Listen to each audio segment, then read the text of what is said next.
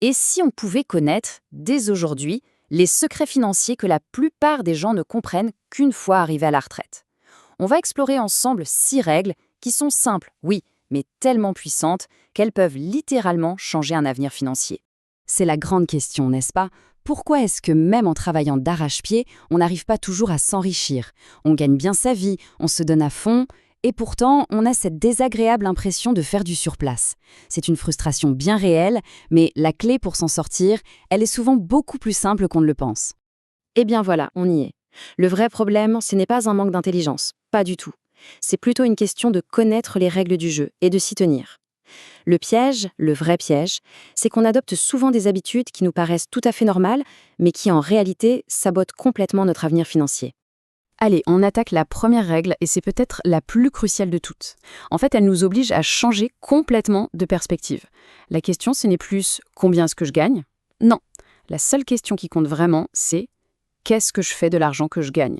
Regardez ça, c'est très parlant. On a 2 personnes avec exactement le même salaire. La première dépense tout, chaque mois. Elle vit dans l'attente de sa prochaine paye.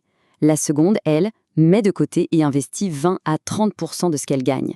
Et avec ça, elle commence à bâtir sa liberté. C'est fou, non? Même point de départ, mais une seule décision qui change absolument tout. Donc, la grande leçon ici, elle est simple. Il faut se méfier des apparences, vraiment, hein. La grosse voiture, les vêtements de marque, tout ça, ça ne veut rien dire. La vraie richesse, elle ne se voit pas. Elle se construit en coulisses avec des actifs qui travaillent pour nous tranquillement. Bon, maintenant, attention. On va parler des 2 pires ennemis de la création de richesse.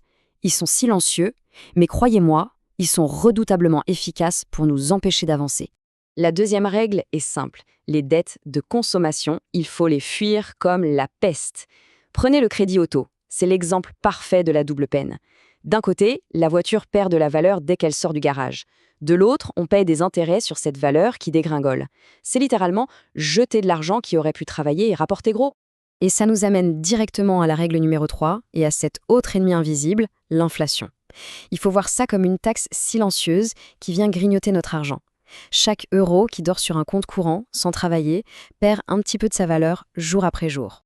Pour que ce soit bien concret, prenons un exemple simple. Disons qu'on a réussi à économiser 10 000 euros. C'est une belle somme de départ. Et voilà le résultat. Au bout de 10 ans, à cause de l'inflation, ces 10 000 euros ont littéralement fondu. En termes de pouvoir d'achat, on a perdu quasiment 20% de la valeur. La conclusion est sans appel. Ne pas investir, c'est faire le choix de s'appauvrir, lentement mais sûrement.